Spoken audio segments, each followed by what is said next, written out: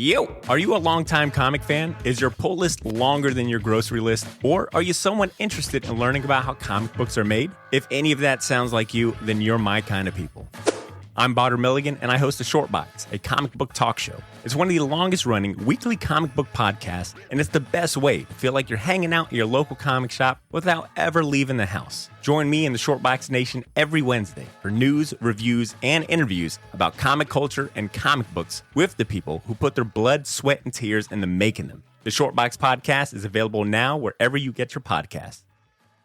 Hey, this is Scott Snyder, the writer of American Vampire, Barnstormers, Witches, White Boat, and Batman, lots of other comics, and you are listening to the best comic podcast around, the Oblivion Bar Podcast. Welcome to the Oblivion Bar Podcast with your host, Chris Hacker and Aaron Knowles.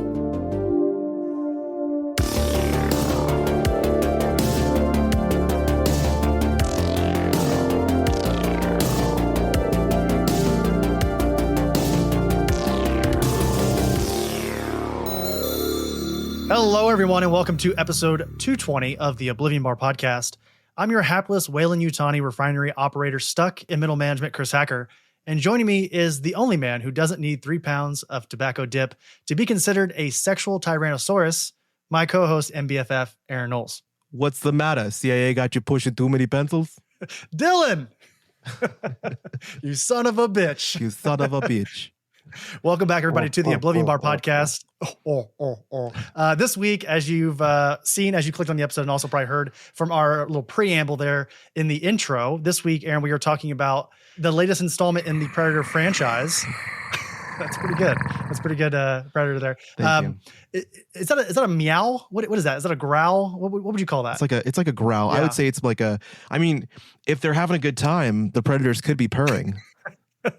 A purr. That's what I was actually thinking of. Have you ever heard there's a really fun video essay that I'm spacing, of course, now, but they basically make the comparison that Dutch in the first movie is basically the first last girl ever. All the different members of the squad represent sort of a prototype of a slasher film. And Arnold Schwarzenegger is basically just like Neve Campbell from Scream. He's the last girl that somehow survives at the end of the movie. Have you ever made that connection? I've never heard that term before. The last girl. The last girl. So, that might be on me because I don't really dig slasher movies that much. Like there's a few I didn't watch all of the I Know What You Did Last Summers. I didn't watch all the What Screams. Are you waiting for? What are you waiting for? Gosh. I love slashers. I very vividly remember being so excited about Scream when that first came out. I remember dressing up as Ghostface as a young person. It's one of the only early costumes that I remember actually really wanting. You remember the smell of that rubber mask? Yeah. And it's either plastic or sweat. Those are the two smells that mask comes in. Yeah, exactly. Well, again, as we said, we'll be talking about Predator Badlands this week. Aaron is a huge Predator fan, obviously huge Alien, huge. I'm more of a Predator fan myself, as I've said many a times. I feel like this is getting kind of annoying that I have to keep saying this, but I will. Predator is my favorite action film of all time. It's one of my favorite movies just in general. So I have a special attachment to this franchise, but not really, Aaron, because I love the first one. And then honestly, not really any of the rest. I like some of them, but I'm not like a ultra fan like you are.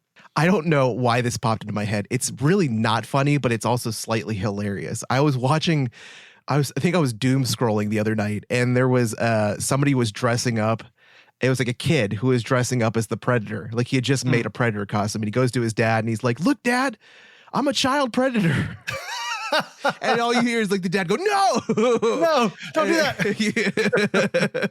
Oh gosh, that's fun. That's good time, especially in the climate we're living in currently. Moving on. Yeah. See, I told you it wasn't funny.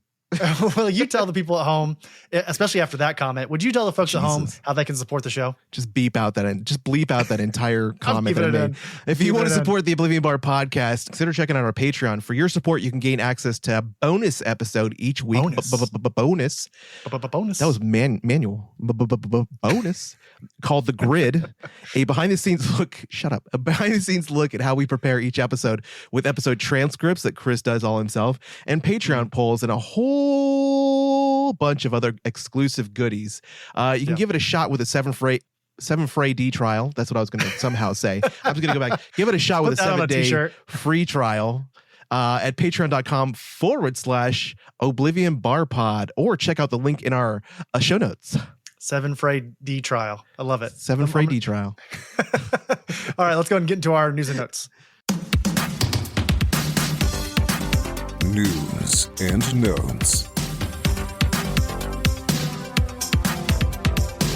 Alrighty, our news and notes is sponsored, of course, by Oni Press. If you're craving for comics that defy the ordinary and a publisher that not only allows but encourages its creators to tell their story the way they want to, look no further than Oni Press, the loudest thing in color since 1997.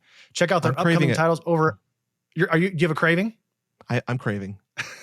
What are you craving? Pickles and chocolate? What's going on here? Are you pregnant? Well, it's pickles and peanut butter, but okay. Sorry. Right. Fair enough. I didn't mean to cut you All right, off. check out their upcoming titles over at onipress.com or follow them over on social media at Onipress. So, Aaron, I'm a bad boy. First up this week, we have Brainiac has been confirmed as the villain in James Gunn's upcoming Superman, Man of Tomorrow, which is, of course, the sequel to this year's Superman. We both loved it, covered it here on the show. So, according to The Wrap, Brainiac will be the main threat in the sequel Superman movie. After being imprisoned at the end of Superman, Lex Luthor, who will reportedly find himself in more gracious confinement while working with Rick Flag Sr., must team up with the Man of Steel when an alien menace arrives. So before we move on to, I guess, who Brainiac is, I think it's important to recognize that this is our very first, I'll say, live action Brainiac, even though we've gotten him. I think he was in the show Krypton on Sci-Fi.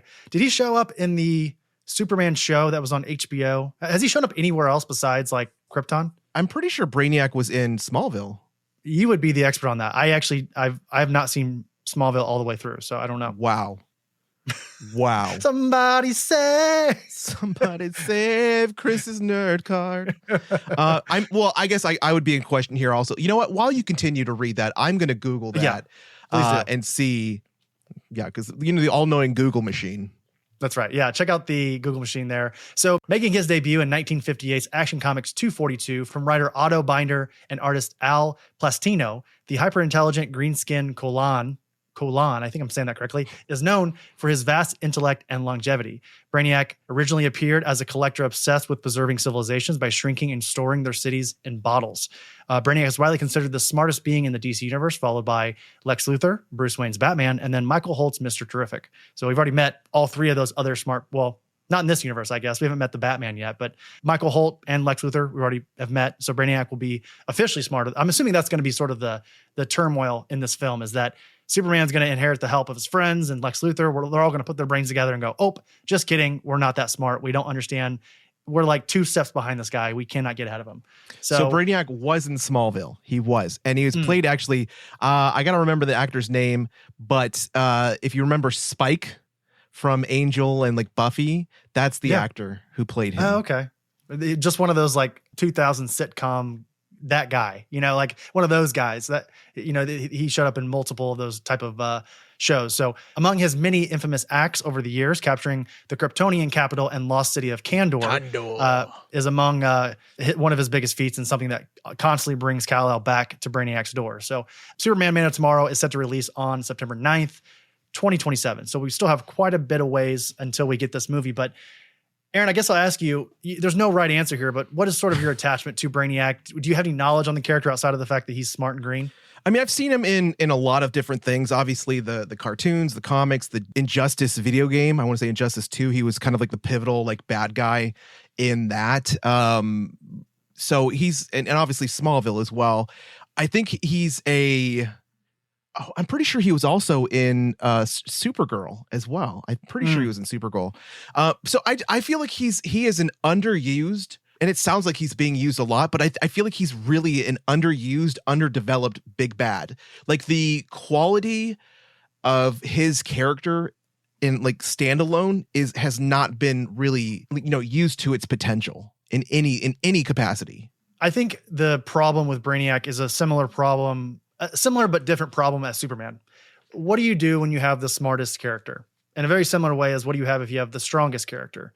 And I think there are ways to get into that. Like brain versus brawn. They actually kind of touched on that in the first movie a little bit. There's that part at the end of the film right before he's about to take on the clone, Ultraman, as he's called in the film. But, brain versus brawn is sort of the central conflict between Brainiac and Superman. And usually Superman has to inherit the help of the Justice League and other heroes to take on Brainiac because, as we said a moment ago, Brainiac is usually a couple steps ahead. So this is exciting. I don't even know who I'd want to play Brainiac. I would imagine it's going to be someone in a dotted suit of some sort, and he'll be mostly CGI.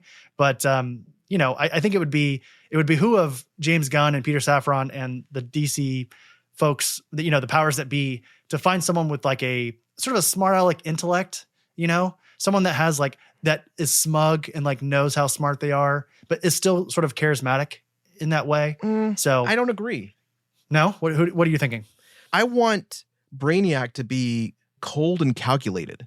Okay. I want him to be almost machine smart. Like I want him to embody our fears of AI, because that's what he is. That's basically what I would say. I mean, obviously they didn't really understand like what AI could really be in 1958. They didn't really understand the detrimental impact it could have to, existence in general.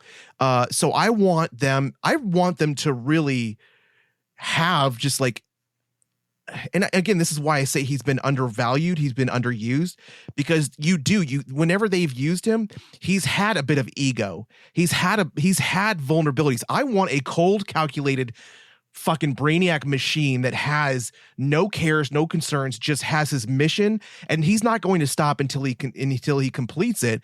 And that's the thing, that it's going to be a lot like, very much a lot like fighting Lex Luthor, because you're going to have Lex Luthor who is unattached, to a degree unemotional, other than his rage that he has for Superman. So he's going to be a bigger, badder, worse version of Lex Luthor, and I think Lex is going to see that. That's what's going to bring them together. Yes, exactly. I think that Lex is going to see this guy and go, "Oh my God, he has no remorse whatsoever at any point." Like Lex, we didn't really see it in the first movie, but I think he still has that human part of him that like he doesn't want the Earth to like explode or go like be entrapped in a bottle. I don't think, right? Yeah. So like that's really the main difference. Well, it's hard to rule if you're under somebody else's thumb in a fucking glass jar, right? And Lex Luthor wants to be in charge. Totally. Good friends of the show, Jeff Johns and Gary Frank, now over at Ghost Machine. They were, of course, two huge creators over at DC for a long time. They have an excellent run, I'll call it. It's Action Comics 866 to 870. It's literally just called Superman : Brainiac. You can find it in a trade. It's excellent. If you want to really learn more about the character of Brainiac, I think it's a really good read there. So you spoke about sort of the dangers and the nervousness of AI, and we're trending ever so, actually I wouldn't say we're trending. We're literally careening towards it currently, Aaron. Why don't you talk about the next topic here? Ugh, this is fucking disgusting. Pardon my language, but it's gross. It's absolutely gross. And I've already put on Twitter, I will cancel my subscription. I'm already there. Disney Plus has been canceled for a bit for me. Yeah. Bob Iger says AI generated content is coming to Disney Plus in the near future. During the company's Q4 earnings call, Disney CEO Bob Iger revealed that Disney Plus will soon incorporate AI in new and unexpected ways, including the ability for users to create their own AI generated content. No. Stop it. So according to Bob Iger, Disney's been having interesting conversations with some of the AI companies, describing those discussions as quite productive, whatever the fuck that means, since they don't produce anything, they just steal it. The studio's goal, he explained, is to explore how this technology can be used to enhance storytelling and consumer interaction while protecting Disney's massive library of franchises and characters. It can't. I don't understand how they can't understand that. Let's just really quick. I'm sorry, I don't mean to cut you off, but let's just analyze that last sentence. Okay. Consumer, interaction, franchise. That's what Bob Iger is thinking about. He does not see the Marvel Universe or Star Wars or fucking Mickey Mouse as a lovable character. He doesn't look at it as like a 4-year-old could make Mickey Mouse his favorite character. Like that plush that 4-year-old has, that's a dollar sign to Bob Iger. That's what's wrong with, gosh, we do not need to get in this topic more than we have to, but like that is wrong with these out of touch billionaires that just have no fucking clue what they're doing to the world with this. Like it's insane. And he says here as well, to enhance storytelling, as you said, Aaron, AI does not it doesn't storytell. It patterns. It creates patterns and it copies. So everything that for anybody who uses ChatGPT or any type of AI for storytelling, it's not telling a story. It's stealing from other people and mixing it all together in just a dead-eyed, fucking horrific way. That's all it is. Exactly. So he goes on to say the changes include a number of game-like features supported by Fortnite developers, Epic Games, and a brand new focus on user participation. The other thing that we're really excited about that AI is going to give us the ability to do is to provide users of Disney Plus with a much more engaged experience, including the ability for them to create user-generated content and to consume user-generated content, mostly short form from others. First off, this isn't YouTube. This isn't TikTok. This is supposed to be a streaming service that we pay for. Why am I paying for somebody else to make content and put it on Disney Plus? I don't want to see that shit. I don't want to see big fucking companies making AI generated bullshit. So why would I want to see other people? So that's my problem. It's already infected every other algorithm and other stream of whatever information you get already. I mean, I was just going down headlines because I use certain apps and tools to look at headlines just so I know kind of what I want to click on. And that has an algorithm base that understands the things that I want to see.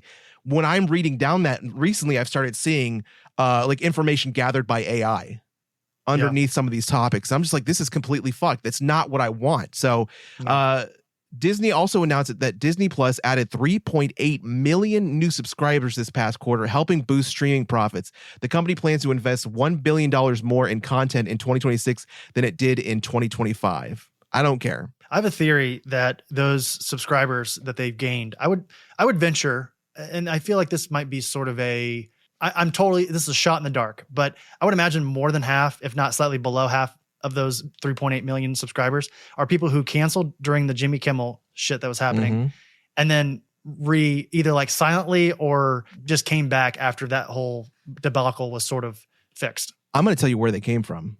Where? They came from fucking app, like these people who sign up, customers who sign up for Verizon.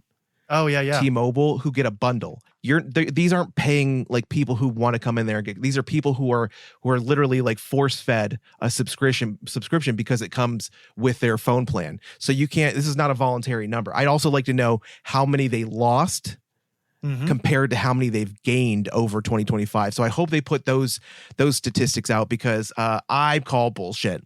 I mean, obviously the movie we're talking about today is sort of under the umbrella of Disney, and we can have that discussion when we get to Badlands. But I will just say that from my viewpoint, it feels like what's really keeping Disney afloat and just sort of keeping them towards the top is not Disney Plus. It's their parks. I don't know. I think I told you, Aaron, on the grid last week or it was actually this past week that I was in Savannah and then we went down to Orlando for Universal. And there was a part of me that kind of wanted to go to Disney. There's a small inkling that was let me just look at the tickets. Let me just see what it would cost and take for us to get over there for just maybe 6 hours, right? When I tell you that it was $200 plus for a half day pass to go to Disney, and that there are some families out there that for one reason or another are willing to shell that kind of money out for their kids. I think it's mostly kids, right? It's not, there are probably some Disney adults and those are weird Disney people. adults. Yeah, you got some weird ass Disney adults. I get it. But it's mostly a dad who's worked too hard just trying to make it up to his kids, or a mom who wants to take pictures so that she can put them on social media and show her friends and family that she's a good mom. It's those people, right? Paying way too much to do a thing that's not worth it. So the parks and it's record profits every quarter for Disney World and Disney Land out in California. So I think that's what's keeping them afloat. And at some point, there's going to be a breaking point with those two entities. At some point, people are going to stop doing this shit. We'll see when that is. I don't think that I've ever paid full price for a Disney or any park pass, because in the military we have the tickets and tours office on base, so you can usually get a pretty good bundle. But those tickets come with some fairly large blackout dates. But however, I will never pay full price. I'm not gonna be a parent, so it's a parent. I'm not a parent, so I'll never have to pay for anybody else besides Carly to go to fucking anything like that. But I don't know. I do want to ride the Tron ride. That's the only thing. See, Aaron, that's the thing is that I even had this same feeling when we went to Universal for Harry Potter World. Obviously, J.K. Rowling, a complete monster. she was who we thought she was, everybody. When she came out and said all that horrible shit back in the day on Twitter, I was like, wow, well, that's fucked up. That's terrible. And then she did sort of a PR spin. She's like, oh, no, I'm just a feminist. I think people took it out of context. And then Aaron, I don't know if you've noticed, I'm not on Twitter anymore, but my understanding is that for like the last 7 years since then, she has just been constantly pushing this anti-trans rhetoric constantly on social media. X has become a cesspool for hate.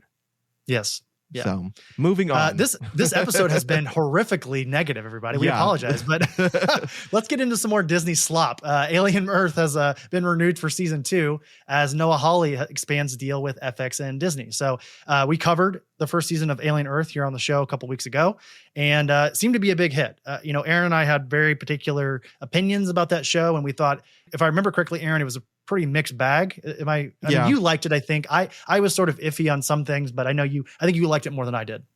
I had an overall like positive experience with it. I'm still I think I might go back actually and like watch it again.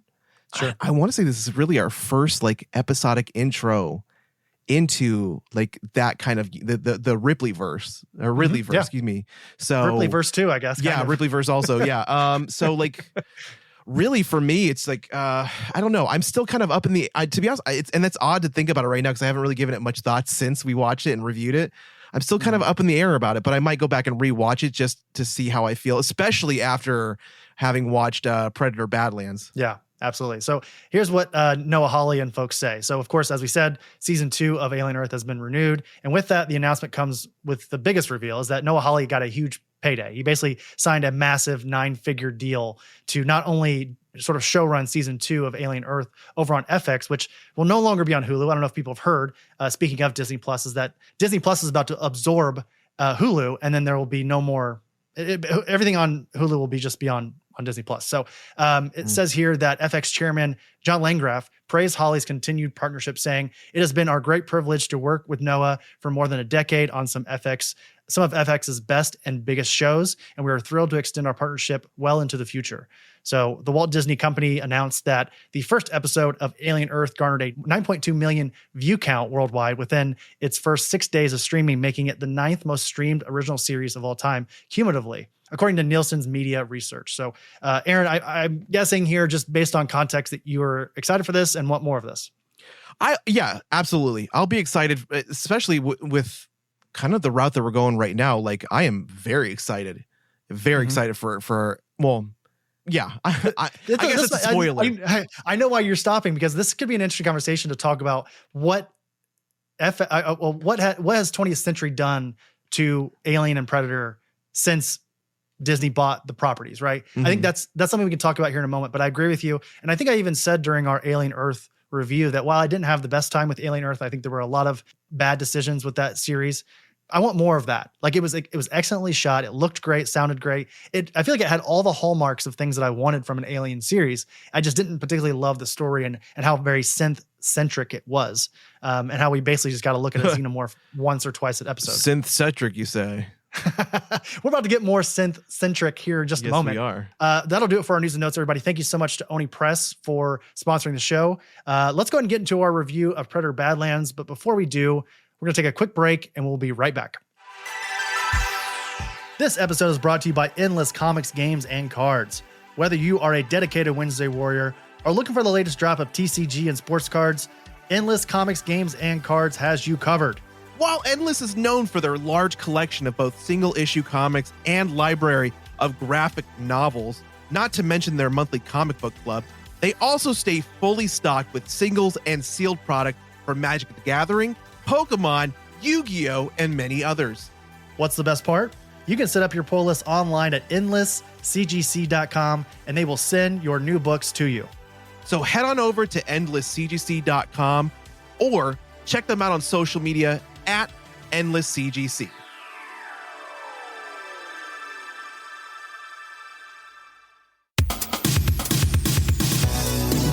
Main topic.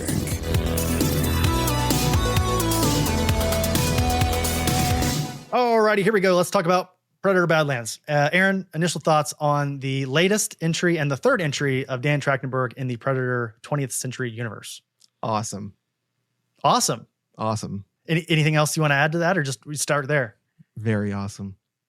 Let's add a variant there. Yeah. I mean, this is interesting. I don't know if you remember when we were talking on the grid, like we keep referring to the grid. Hey, everybody, go check out Patreon. We were talking, and I mentioned that I had just seen Predator Badlands the day before. Yeah. And I wanted to hear your thoughts because when I went to go see it, I saw it at AMC 17 here in Indianapolis. Saw it in Dolby, so it sounded great. And I remember as I'm watching it, we're about 20 minutes in. It's around the time where we meet Thia. I go, this is the most different Predator movie I've ever seen. This is so not Dutch and the boys out in the jungle. You know what I mean? This is not even like Shane Black, Olivia Munn, and that crew fighting a giant predator and the regular Predator from the first movie. Like, this is a wildly different buddy cop version of the Predator franchise, right? Yeah. And I'm curious. I was wondering, because I think one of the interesting things about Predator as a franchise, and I think this movie best articulates this, is that it's an extremely flexible franchise. I think sometimes Predator gets lumped into the horror sort of both genre. Both Alien and Predator do. Yeah, absolutely. Right. And it's like Alien 1, I guess you could maybe consider to be a horror film, maybe even Romulus a little bit too. But in my mind, those movies are science fiction movies. Predator, on the other hand, the first movie I think is, again, as I said, the best action film of all time. Pure action. The second movie is sort of a self-parody. It's kind of a schlocky sort of reflection of the Predator franchise. Like, it's so not the first Predator, that second movie. So we had a long line of films that came out about the Predator 2 timeline. And that was like RoboCop. Yeah. There are comedy bits to it, but it's almost satirical. It's almost society satirical, like science fiction comedy. You know what I mean? Total Recall, Judge Dredd. Total. Yeah. Thank you. Total Recall, Judge Dredd, like all those where we take society, we give it that post-apocalyptic, it's dystopian kind of like wash to it, like filter, but then we add in a little bit of comedy to it. And that's what you had. I mean, you even had that with the first Predator, which was still an amazing action film, but absolutely with Predator 2. Yeah, totally. And I totally agree with you. I think Demolition Man, another example of this sort of like dystopian, just sort of like turned up to whatever your setting is, turn it up to 11. So then we move on. So we get into the 2000s. We've got Alien vs. Predator and Alien vs. Predator Requiem. Okay. And I think this is where, to my mind, the franchise sort of just started, both franchises. I think even before that with Alien, the Alien franchise, I think you get into like Resurrection and Alien 3 as both wild misses for the franchise. While we can enjoy those movies today, I think it sort of got away from, I think, what makes Alien so great. Absolutely. I think Alien sort of latched on to Predator and said, come over here to the crazy world. And that's what they did with Alien vs. Predator and Alien vs. Predator Requiem. They tried to take a radical swing to make this like this series, both franchise relevant. And that's what they tried to do, because Resurrection was a complete fucking flop. It was a piece of shit. I'm pretty sure it's considered like retconned, like to be like not even a part of the canon of the Ridley universe. And so, like they tried that. They're like, oh, fuck, we're failing. They really hadn't had a Predator in a while. So they're like, let's do Alien versus Predator because it makes just total fucking sense. Right, guys? Yeah.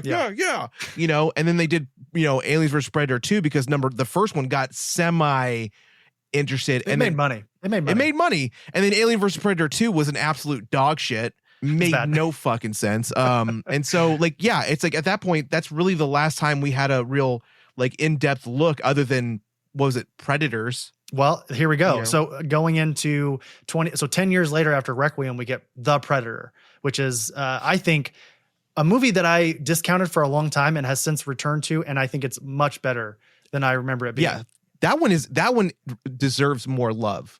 I think that one was misunderstood because of what like Requiem and Alien vs. Predator, like what those two films did to the franchise, or to both franchises. I think that it made so much sense.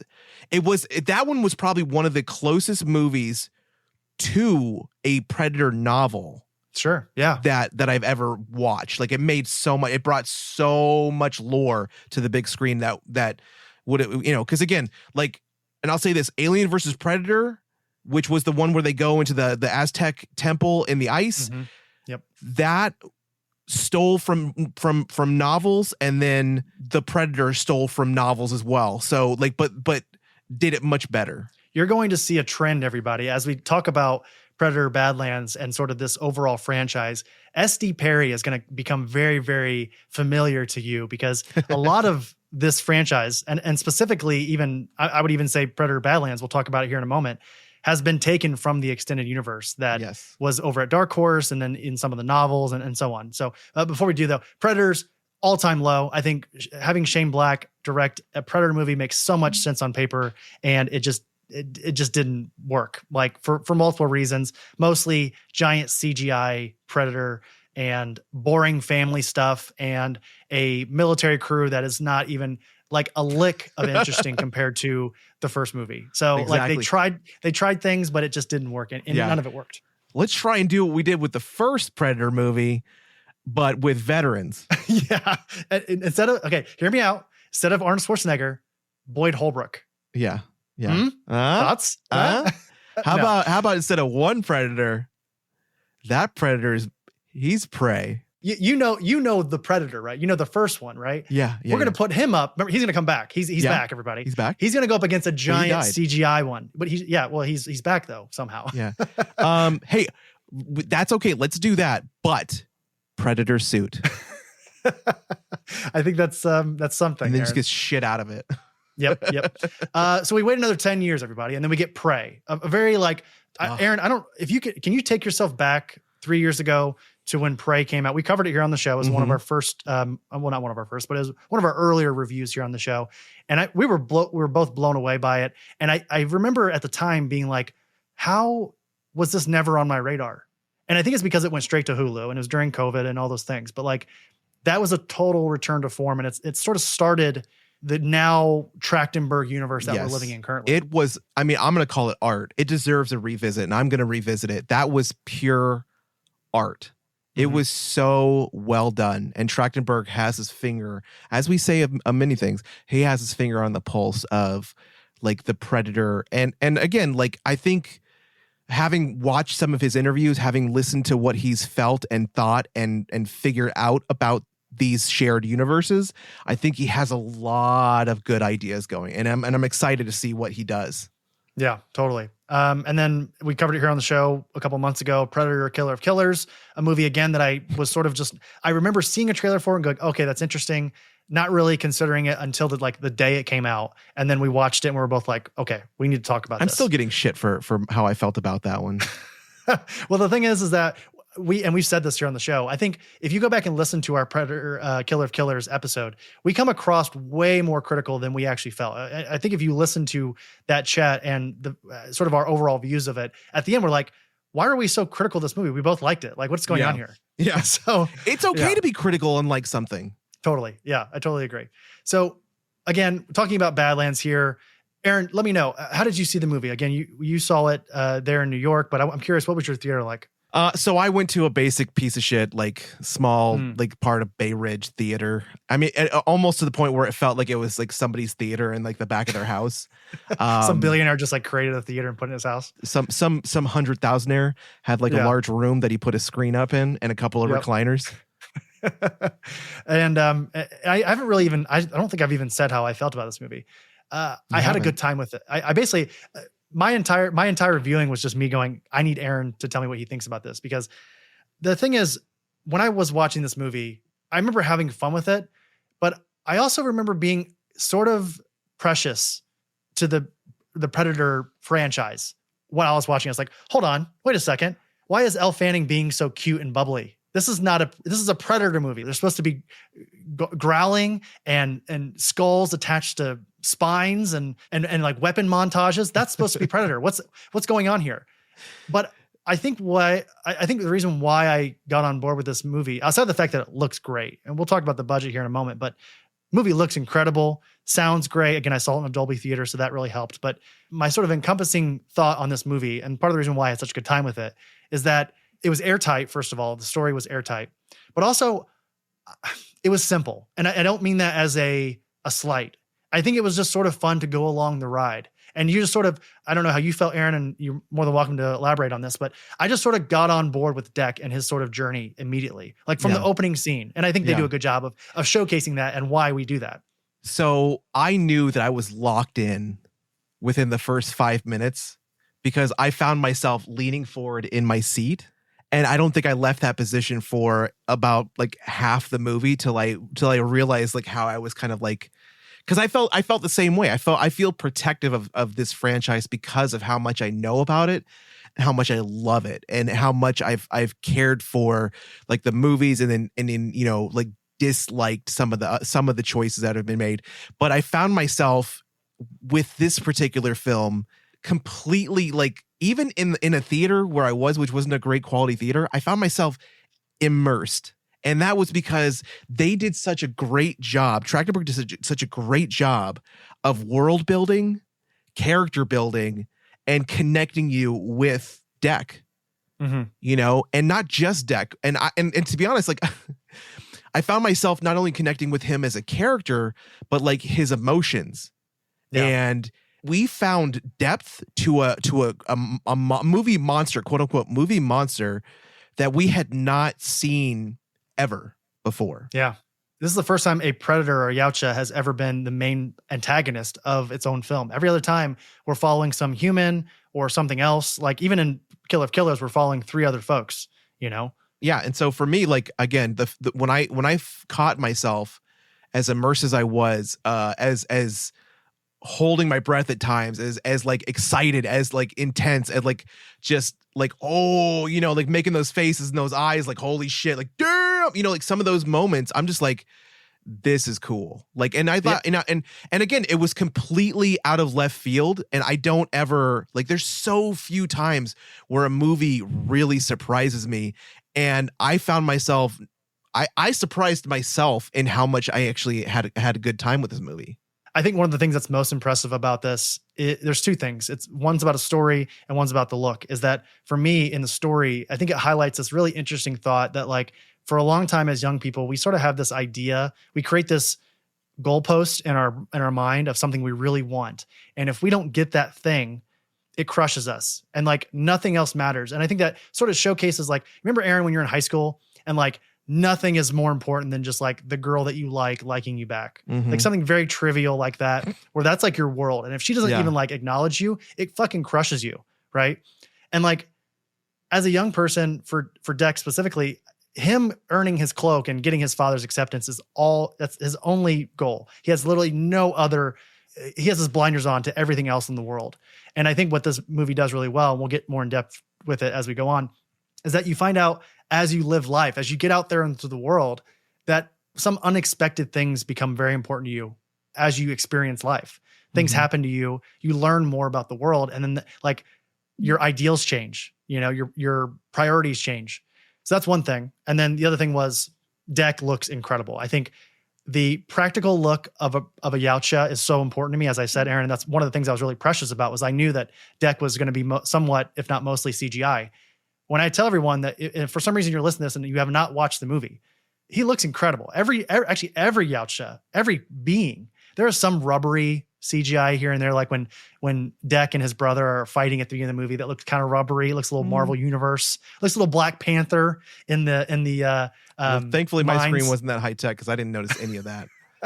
It just looked a little rubbery to me, but overall, like, it still is a great looking movie. So I just wanted to highlight those 2 things. Yeah. And I think the interesting thing to speak on that is this, once again, this is really one of the first times where we see a feature length film where the Predator does not have his traditional armor on 90 to 95% of the movie. Generally, it's the Predator goes through the battle at some point towards the end in the final scene, or towards the final battle, he gets his mass damage, or he's got to remove it for some reason. You see that traditional scene where it's like the mask just falls into the water. It's like, or in the mud. And he's like, hear that. Yeah. He flicks it off. Yeah. And so we didn't see that. We saw a Predator with a complete lack of an arsenal and we'll get it again. I don't want spoilers too much since we haven't gotten into the summary or anything like that, but we just see a Predator who is really solo solo and hands-on. And I think, again, that was something that was very cool to see.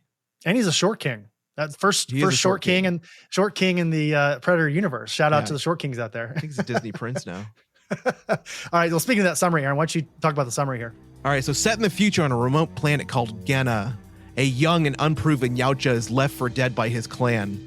Dek, the Yautja runt, finds an unlikely ally in the Weyland-Yutani synthetic, Thia, and the two embark on a dangerous journey in search of the ultimate hunt. And Aaron, you mentioned it there a moment ago. The film opens up with an entry from the Yautja Codex. Now, remind me if I'm maybe off base here, but I think they've only been doing these Yautja Codexes in the Trachtenberg films. Is that correct? Correct. Okay. Just want to make sure on that one. This is a strict code of honor held by every clan of the warrior race. While this new entry confirms that the Yautja are friend and prey to none, the animated anthology movie that we talked about a couple months ago, Killer of Killers, was the first. It was the first Predator project to open with a codex entry of its own. So maybe they didn't do it for Prey, but they definitely did it for Killer of Killers. I remember us talking about it on the show. And in Killer of Killers, they said, "Go forth among the stars and seek only the strongest prey. They shall be your trophy. Become the Killer of Killers." So I like that. I like that sort of soft entry into the universe, and sort of it gives you like a encompassing view of what the movie might be about. So a skull of and I think this was showcased in the trailer, so I think people were kind of excited to see what this actually was. But a skull of an alien from Independence Day, which canonically is known as the Harvesters, is seen in the Yautja trophy room on the ship there. Some also believe that the skull could actually be an alien from War of Worlds from 2005. It has the same shape as the skulls of the aliens that are more similar to the skull shown in Predator Badlands. Ironically enough, War of Worlds was also co-starring Dakota Fanning, the older sister of Elle Fanning. So that would be an interesting tie-in to that whole thing. And then, and Aaron, I was telling you this before we actually got into the recording. I actually read the tie-in comic they put out this last week for Predator Badlands. It's just called Predator Badlands #1. It's actually scripted by Dan Trachtenberg. So it was, I think this was a scene or a couple scenes that he wanted for the movie, didn't have space for. So he actually handed it off to Ethan Sachs, and it was illustrated by Elvin Chen. And they basically made it into a one-issue one-shot. And I read it before. Do you want to know what the one-shot is? I mean, sure. Yeah. I picked it up also. I just haven't gotten a chance to read it yet. So, but I'd love to hear kind of the summary. Yeah, it's basically Dek and Quay are pretty much on a mission, more training, I guess is what you would say. And their father, who I'm spacing the name of right now, is looking for some kind of like interface for a ship. He needs a new interface for one of his ships. So Dek and his brother go off to do that. And when they go to this ship, this abandoned ship on their planet in Genna, they get on there and there's an interface, but it's also being protected by, it's like a giant defense system that manufactures itself into a Yautja. So basically he fights like a giant Yautja, and like there's these like random aliens in cryostasis.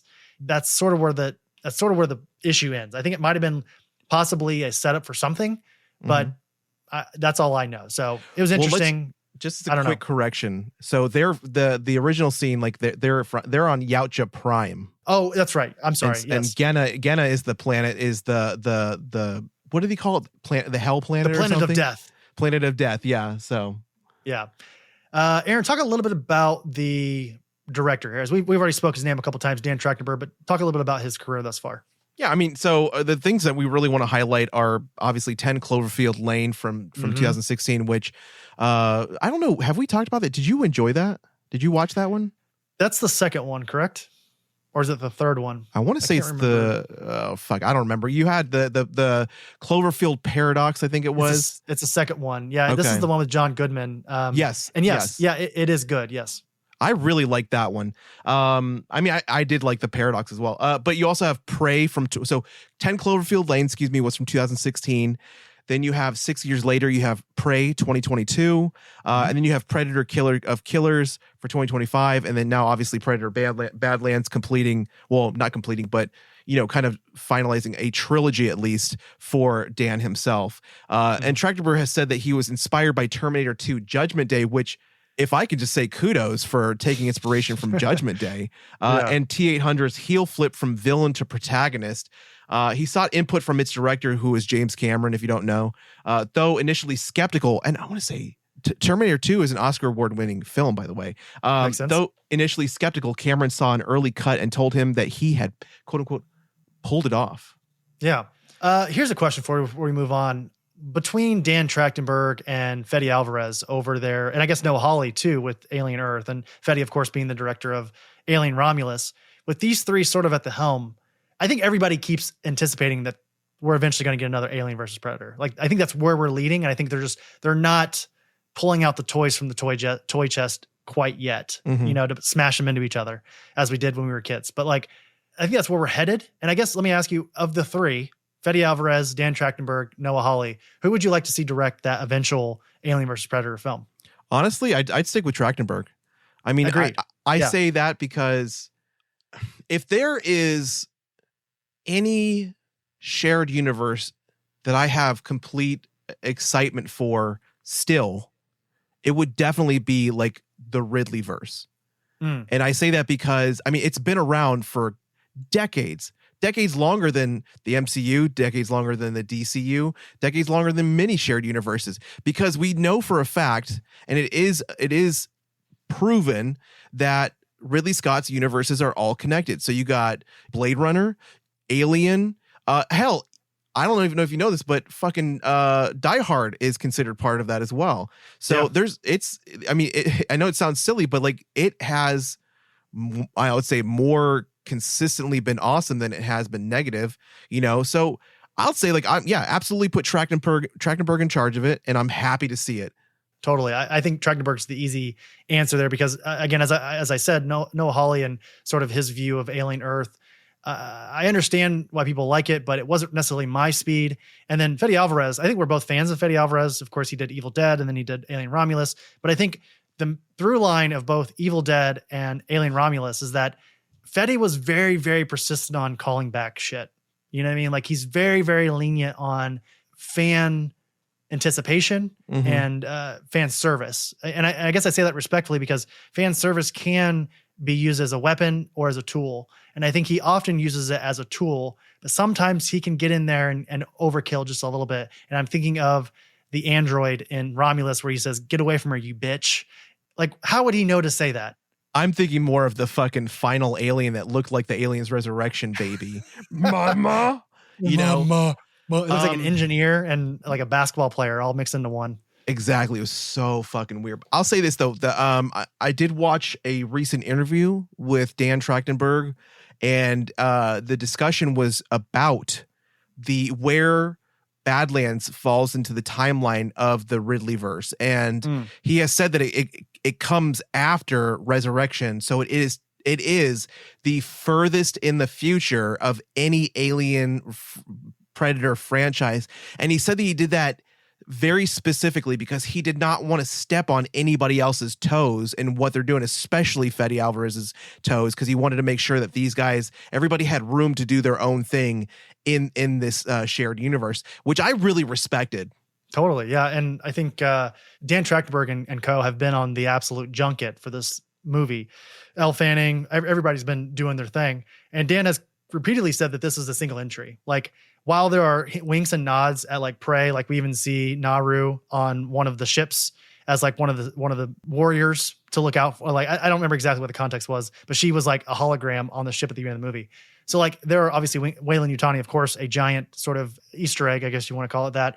So there's that. But yeah, I do like that it's sort of just off on its own, doing its own thing. So Aaron, I include this next part for you because this kind of feels like, if I know you like I think I know you, you are very particular. Like, you have a very particular niche of an interest. And when I think of this, it's like Klingon language, or I guess sort of the phonology of language.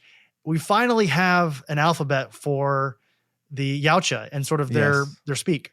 Yeah. So drawing influence from the franchise's expanded universe, Badlands is intended to be a self-contained entry in the series. That said, a consistent written and verbal language for the Predators was finally developed for the film by linguist Britton Watkins.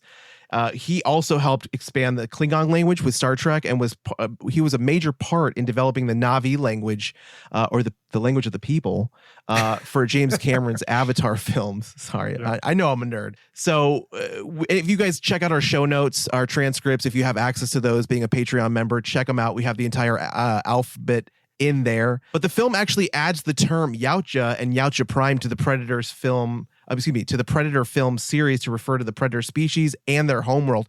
Because I think up until now, nobody's really referred to them as Yautja like directly, except for maybe some of the books. Yeah. So they were first introduced in the franchise's expanded universe, first thing in 94, novel Aliens vs. Predator Prey. And authored by S.D. Perry and Steve Perry, which itself was a spinoff of the Randy Stradley, Phil Norwood, and Carl Story Aliens vs. Predator comic book series published by Dark Horse Comics. Yeah. As we said earlier, it's so incredibly apparent that Dan Trachtenberg was a fan of those Dark Horse books from the 90s. You know what I mean? Mm-hmm. Like everything that he's introduced into this universe since taking it over has almost directly tied into those S.D. Perry and Steve Perry books. For the better, right? I mean, Aaron, I know you're a big fan of those books. I've read one or two of them. I actually, when I think of S.D. Perry, I think of the Resident Evil books from the 2000s. That's actually where and I guess because I'm from a slightly younger generation, but like I think we all have an S.D. Perry film and or video game adaptation that we love. You know, Ninja Gaiden. That's right. There you go. I mean, if you go to like a book, like a Barnes and Noble or even like a Half Price Books, everybody just go next time you're in an area that has that, just go into like the film adaptation section or science fiction section. There are droves of S.D. Perry books where this dude just added lore to different franchises. Amazing. Like one of the most creative people in human history ever. But they said when designing the phonology of the Yautja language, Watkins actually took into account, they say the aliens, but I just want to say the Predator's physiology, because they don't have lips. And I love this quote because it reminds me of something that was said in the movie, but they don't have lips, so they can't make ma or ba or fa sounds, but they don't have to, they don't have the lips to do that. So to supplement not having F and V and the and M, we have consonant clusters like JL and ch, which is like CHT. It's like Jill and ch. Jill and ch. Yeah. That we don't have in English, but they can be made lower in the throat. And so that what I say that I'm referring to, there's a line by Fanning, whatever, Dakota Fanning or whatever the fuck her name is. Thia. Ellie Fanning or whatever. Thia. Elle Fanning. Yeah. Elle Fanning. There's so many Fannings now. So Thia says, like which jaw or which teeth do the chewing? Is it the mandibles or the inside? And I don't know. That just it cracked me up when that question came out during the film. Yeah. But anyways, these consonant clusters comprise multiple letters when written out in the Roman alphabet, but are one letter in the Yautja alphabet. The Yautja word for prey, for example, starts with the letter HRR. Her. That's like I can't roll my tongue, but yeah. Her. Their alphabet is optimized for visual efficiency for their sound system, Watkins says. Unlike the language like French and Spanish, Yautja has no grammatical gender, so nouns aren't assigned gender categories. There is, however, a pronoun gender distinction for he and she. And we're getting this like some deep shit here. Much like English. Similarly, all Yautja use chish for I and me, regardless of gender. One of the reasons Yautja have no grammatical gender is because that was most practical. So they're hunters. They're a practical species. It makes sense. There was not a lot of time to create Yautja, and adding gender like that is going to add complexity to the language. See, I get what they're doing, but at the same time, I think it makes total sense. Watkins says he's explaining that this complexity would have made it more difficult to quickly turn around any adjustment to the script that needed to be made over the course of filming. But the way that I look at it is just, again, they are a predatory species. The single most thought is the strengthening of the clan. So that makes sense that there is no gender like in their language because it's only about the clan. There's no importance to it. Like there's no, they don't even think of it. Right. And what I found really interesting, I don't know if we have it in this here, but the Yautja language, there's a lot of importance on the way that your face, there's an importance to how it makes your face look when you say the word or when you start to pronounce things. So like you can tell how a Yautja is feeling by how they say particular words in their language. I just found that really interesting because again, they've got like crab faces. So they've got the little tentacles and they're like saying words, you know? So I just found that really interesting. I thought you might like it too. And it's one of those things that like, we obviously saw the little signs on the armband in the first Predator movie. And we've seen them throughout time in these movies, but they were just sort of hieroglyphics for a long time. And we finally have like a legitimate language to them, which is super nerdy and kind of cool. So yes, exactly. The composers of this movie are Sarah Shackman and Benjamin Wallfish. These are the same two that worked on Prey with Dan Trachtenberg. So great soundtrack, sounds great. There's sort of there's a lot of that in this movie, you know. It sounds kind of like a Hans Zimmer Dune movie in a way. Yeah, it's like Norwegian throat music. Yeah, exactly. Yeah, exactly. Budget was $105 million. And as we look at the box office here, as of today, November 14th, Badlands has grossed $51.6 million. Already almost North there. America. Halfway there. There we are, yeah. And $39.3 million in other territories for a worldwide total of $90.8 million. It was the number one movie of this opening weekend. So again, at nearly $40 million domestically, it has already beat the record for the most profitable Predator movie opening weekend of all time.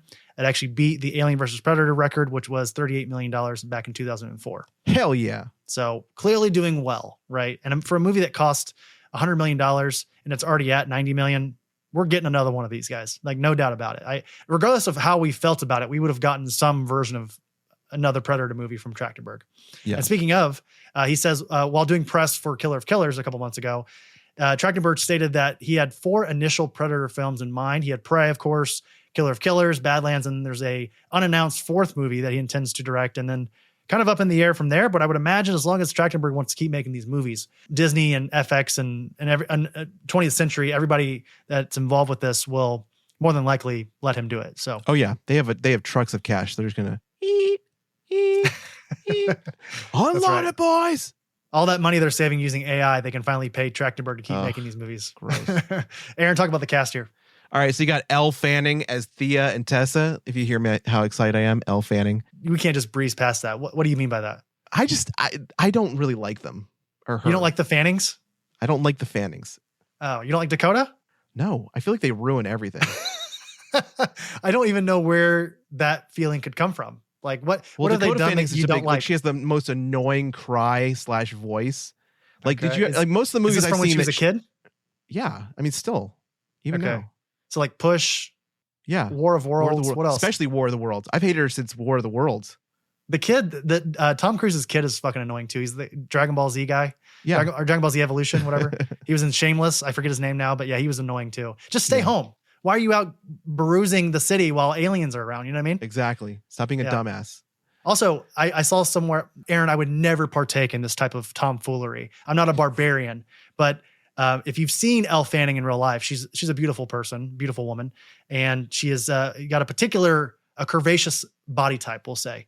And there was somebody that said that there was a reason why they cut her off at the hip in this movie, basically didn't show off any of her lower body, because there is a scene in this movie where her evil twin sister, is it Thea? Is that her name? Or Tessa, excuse me.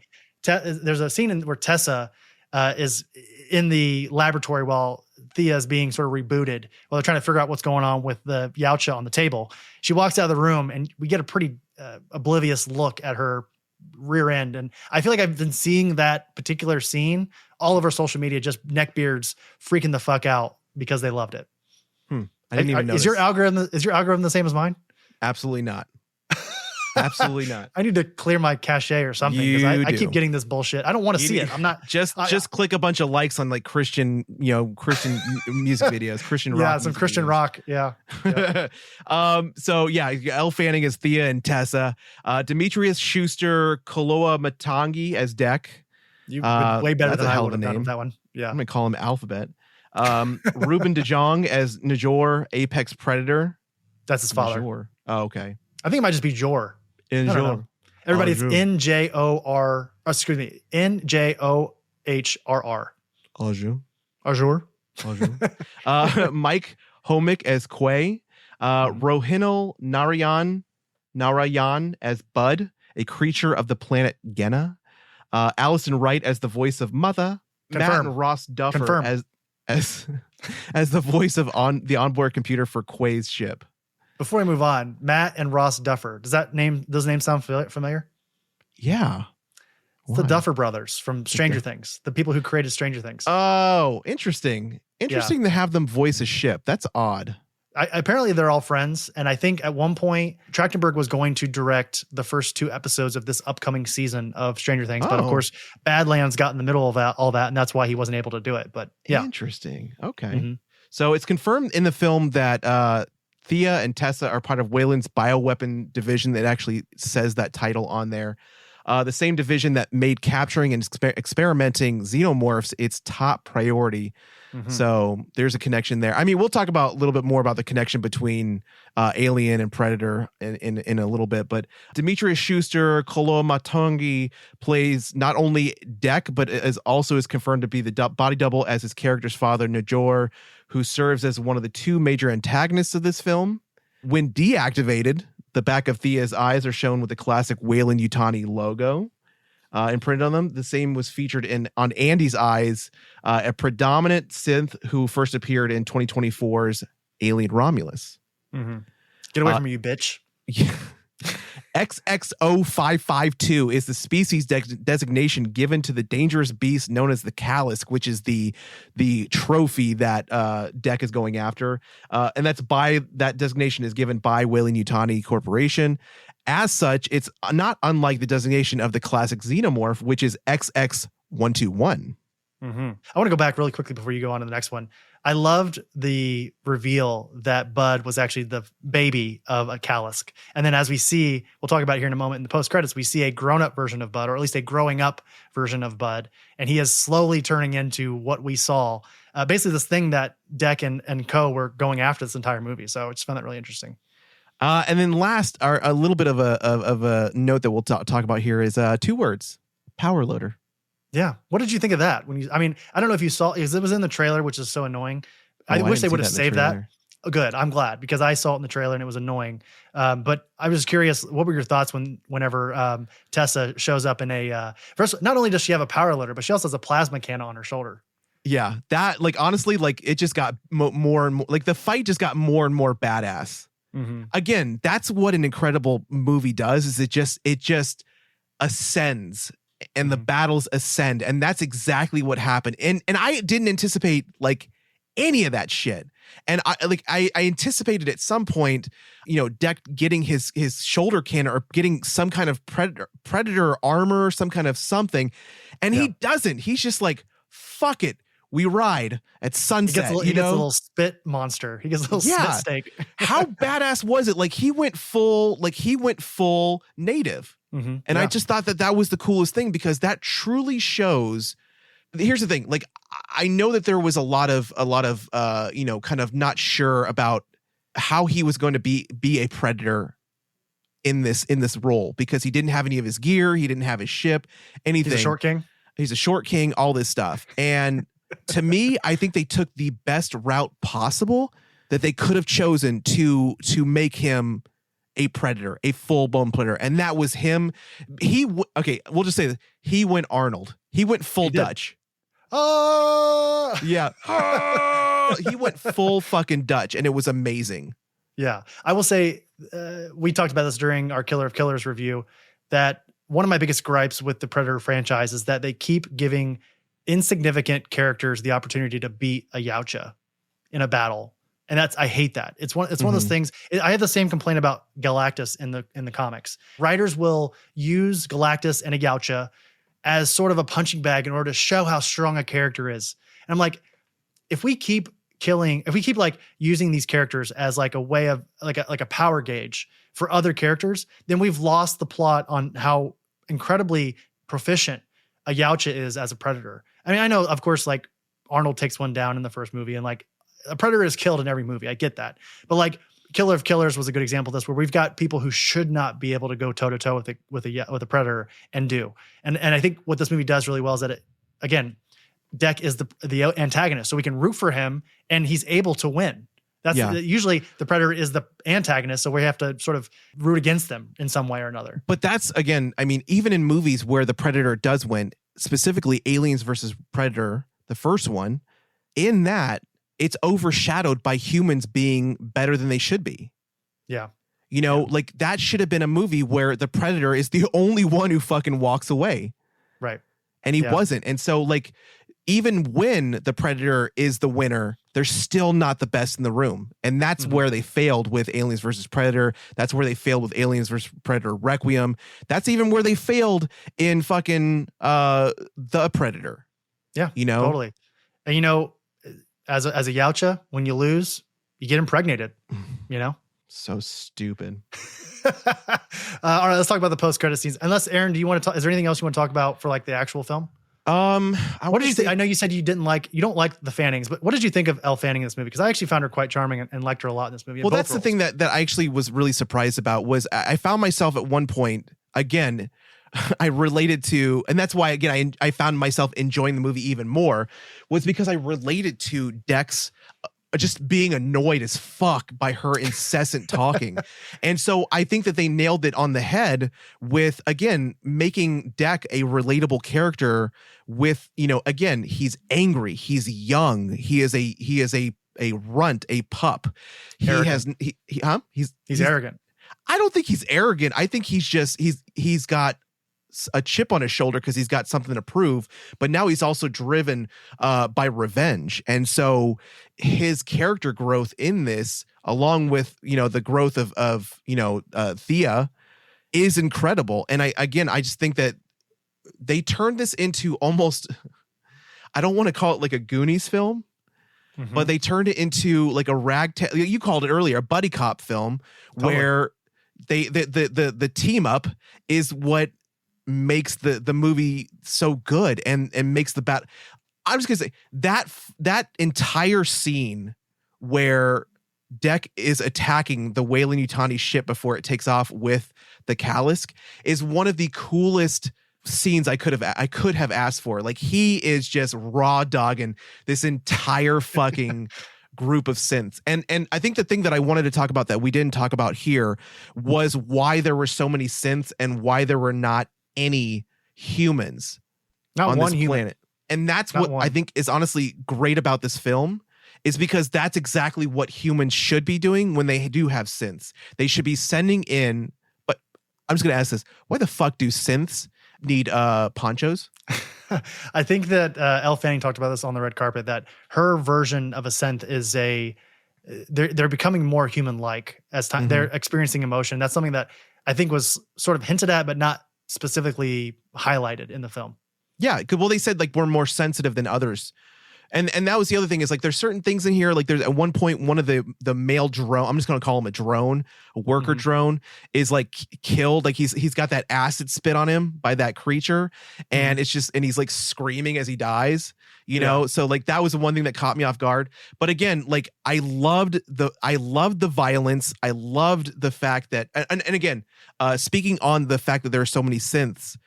So in an interview, Dan Trachtenberg actually says that originally it was not Weyland-Yutani who was going to be the antagonistic corporation. The reason that it became Weyland-Yutani and became such a connection to the alien universe was because he needed a reason to have all of these synths, non-humans, like no humans in the movie. How are you going to have no humans in the movie but a bunch of robots that are killed by this predator? And he's like, he said there was no other choice but to bring in Weyland-Yutani as this pivotal role of a corporation doing this job on this planet. And I was like, okay, cool.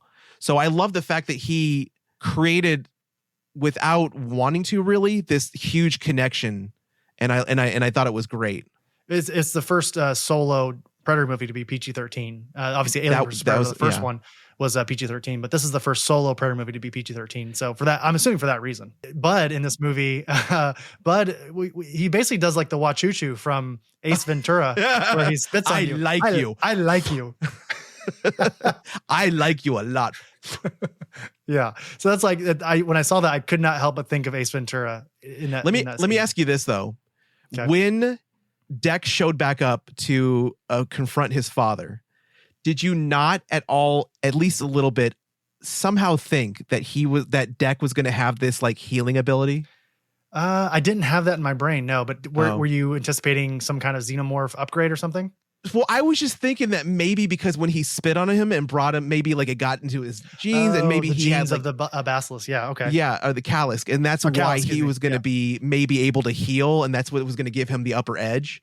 So that was the only thing I wanted to ask you for sure, because I was like I'm hoping. Like I thought the father was going to do the same thing. Like he was going to like slice his arm off like he did to his brother, and then it would just like grow back. That would have been and cool. we all be like, oh shit, immortal predator, you know. He, I mean, Deck. Let's just go on to the post-credit scene. This will be the last thing we talk about. Is that obviously Deck returns back home to Yautja Prime. He basically confronts his father. They go at it. It's a great fight between the two. His father throws everything at him. He uses his cloak to go invisible, and Deck has an answer for him. He turns his ship on to blow up the dust and sees right through it. He has his dad on the ropes. His dad offers him an ultimatum and basically accepts him finally. And Deck is like, see you never, cuts his head off and we're good to go. So takes his cloak, takes his sword, takes his plasma cannon, and he's officially a Yautja. Officially. That's something he says throughout the movie is like, not yet. They keep calling him a Yautja. He's like, not yet. And and then on the ridge above where the clan's like huts are, you start seeing swords being busted out. Yeah. Yep. And then right as the scene is about to end, we've got Elle Fanning's Thia character show up. And of course, as I said, an older, much larger Bud shows up, and she is almost about half the size as her mom was in this movie. There's also been some speculation that there's a ship. Obviously, there's a ship that shows up in this post-credit scene, and Deck says it's his mother. Some have speculated that this is the same exact ship that we see in Killer of Killers that is carrying Ursa, Kenji, and John J. Torres, as well as Dutch and Naru that are in cryostasis. So it would be really interesting and a nice tie-in if we got this fourth movie that brought all of this together. Is that something you want, Aaron? I find it interesting. There's two things here that I'm like, my mind, that this scene kind of caused me two different paths that I went down after I saw this scene. Because the first one is he's like, oh, it's my mother. So I'm just gonna tell you this background wise for the Yautja, for Predator lore. There are two different versions of the lore. In some versions, female predators are actually larger than the male predators. So if anything, there could be some concern that she is the bigger, badder, meaner one and is going to come get revenge. Kick some ass. Not for her son. Gross. The other thing is the other side of that same discussion is that the female predators are smaller, more agile, still have female, have breast plates, armor, all that stuff, but they're just faster. They're more agile. So we don't know much about female predators in a cinematic sense. It's like lions. The female lions go out and do the hunting. Exactly. And so for me, that's where I'm curious where this is going to go. And then the other side of that is we don't even know if she is coming to fight him or gain vengeance. She could be like, oh, well, you have to stay because you're the new, I don't know, clan leader, or you should be the new clan leader or something like that. She could be proud of him. So we don't know if it's a negative thing. We don't know if it's a positive thing. We don't know if, who's on the ship, who's not on the ship. So it does look very similar.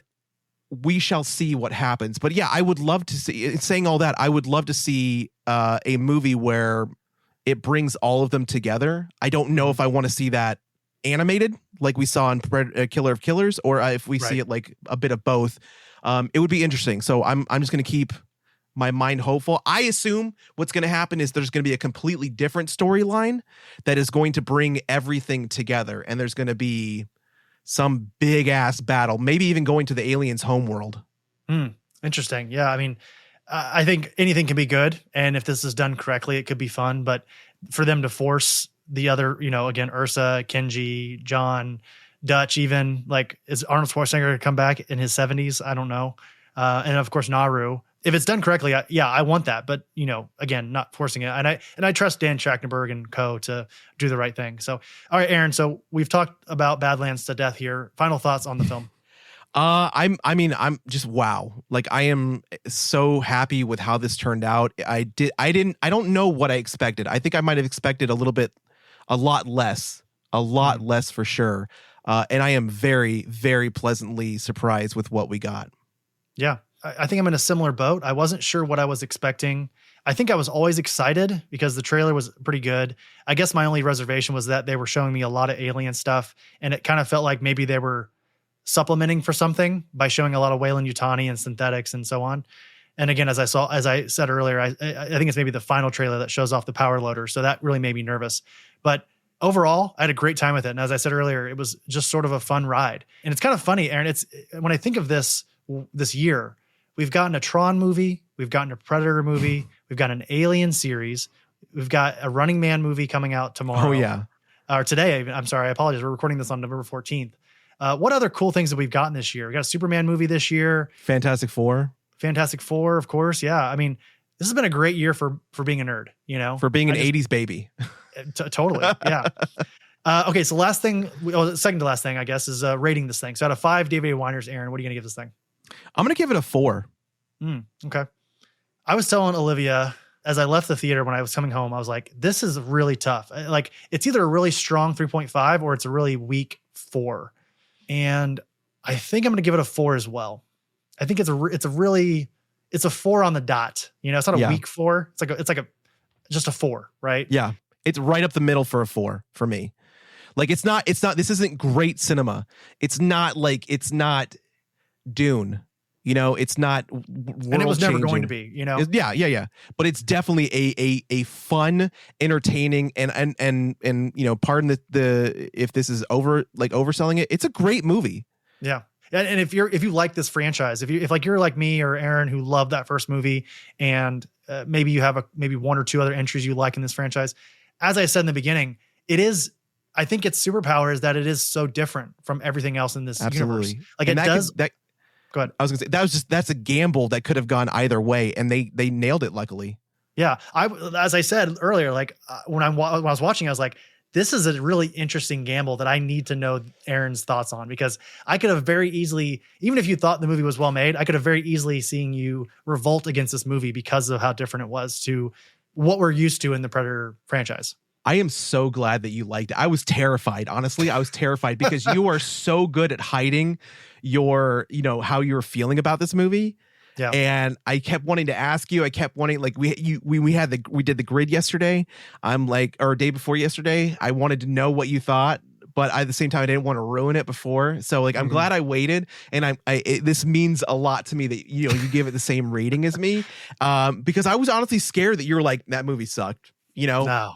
I mean, as we said, right down the middle 4. I think it's extreme. If you're a fan of this franchise, you're going to love this movie. I think that's the best way to put it. So I think the last thing, Aaron, I want to do very quickly is don't think about this too hard. I just want to rank this movie in sort of the encompassing Predator franchise. So that includes Predator, Predator 2, Alien vs. Predator, Alien vs. Predator Requiem, The Predator, Predators, Prey, Predator, Killer of Killers, and of course, Predator Badlands. So I can go first if you're not ready, Aaron, or do you want to go first? What would you rather? I'll knock this thing out. I got it already in my head. Start from the bottom to the top. Oh, bottom. That's hard. Okay. Bottom to the top. Okay. So I'm going to go with Aliens versus Predator Requiem is the bottom. Okay. Next up is Aliens versus Predator. Mm-hmm. Next up is Killer of Killers. Oh. Yeah. And then next after that is, I want to say it's The Predator. That's the one with that we talked about with. Talking about the big one? The big? Yeah, that's actually that's Predators from 2010. That's Predators. Okay, so then it's Predators, and then we go The Predator. Yep, and then that's when they're on the planet, and they're all like, that's The Predator, and then I would say Prey, Badlands, Predator 2, Predator 1. Okay, all right, not very different from mine. I would say it probably for me goes Requiem, Predators, Alien versus Predator, Predator 2 is a lot lower on my list. Wow. Yeah. The Predator, Killer of Killers, Prey, Badlands. No, sorry. Badlands, then Prey, and then Predator. Yeah. So yeah, very similar except for where Predator 2 was on that list. Wow, shocking. I don't love it. I tried rewatching it semi recently, and I just did not. And to be fair, I don't think I gave it the shot that I needed to, but part of that was because I just wasn't really feeling it from the beginning. Just not into black leading men. Yeah. I guess it's just the Glover effect. You racist son of a bitch. All right. That'll do it for our review of Predator Badlands. Again, highly recommend it, as you've heard. Aaron, next week on the show, we've been putting it off long enough. We've been holding on to this conversation for like basically a month now, but we're bringing on Kelly Sue DeConnick, writer of FML. Of course, she's done much more than that, but we brought her on to talk about FML, her and Daviv Lopez's excellent Dark Horse punk rock series. It's amazing. As I've said, Aaron, before, and we had a panel at New York Comic Con just about a month ago, and I mentioned FML as like a comic for me. You did, yeah. Absolutely love that series and absolutely love Kelly Sue. Aaron, I've told you many a times, and I know it's funny. This is a weird tie-in, but on the grid this last week, we were talking about the new Galaxy trailer for Super Mario, and Rosalina is being played by Brie Larson. And I know you kind of have like a little bit of a sour feeling towards Brie Larson. I think some of that has to do with Captain Marvel, which I guess I kind of understand, but I think I have maybe the opposite effect and sort of the opposite view of Brie Larson and Captain Marvel. Because I love Captain Marvel as a character in the comics. And it's mostly because of Kelly Sue DeConnick and her very long run from the early 2010s. Yeah. Well, I picked up the books that you mentioned, so I'm gonna read those. You'll love it. And honestly, I have nothing against Brie Larson. It's honestly just like the Captain Marvel movie itself, and the way that like it, to me, it just felt like a half-assed effort MCU film. That's the only reason. It's nothing with Brie Larson. Okay, gotcha. But anyway, next week, again, as we said, on the show will be Kelly Sue DeConnick. So join us for that. Aaron, take us out of here. We are officially done with episode 220. Yeah. Subscribe to our podcast, Apple Podcasts, Spotify, YouTube, wherever you listen to your favorite podcasts, we'll be there. Thank you to our patrons, Alice, Aaron, Botter, Brad, Brandon, Brennan, Brett, Chris S., Chris Y., Christy, David, Elliott, Erica, George, Gianni, Greg, Ham6, Jake, Jeremy, Joe, John M., Justin, Kyle, Kristen, Losi, Mac, Mike, Olivia, Ryan, I, Robert, Saunders, Scott, Sebastian, Sean, Travis, Tyler, Zach, and Brad, Lisa. We're getting to the point where you can't do that all in one breath. It's going to happen. If you want to support the show without spending any money, a follow on your preferred podcasting platform and a 5-star rating and or review on Apple Podcasts and Spotify helps the show a ton. Just please do it. Do it right now. It's easy. Do it right now. Follow us on Blue Sky, Instagram, TikTok at Oblivion Bar Pod. Official merch for the show is on our website, oblivionbarpodcast.com. A big thank you to Oni Press and Endless Comics Games and Cards for sponsoring the show. This is not last. Thank you, KXD Studios, for all of our Oblivion Bar art. He's at KXD Graphics on Instagram. Why don't you pre-record this? Thank you, Dream Kid, for all of our musical themes. Thank you, DJ Skyvac, for our grid theme. Don't forget to tip your bartenders 20% or more. And that was the last thing. Or we'll have a Yautja with a spitting little snake guy. That thing wasn't that so sad when that thing died? Yeah, he sacrificed himself for the Yautja. Oh, man. He was like, my treat, master. Yeah. Everybody, thank you. I love that. I love the fact that he like befriended this. That we didn't talk about that at all, but that armor, the whole setup was so badass. Yeah. I'm going to go see it again. Fuck it. All right, everybody. Thank you so much for joining us this week on the Oblivion Bar podcast. We will see you next week for episode 221.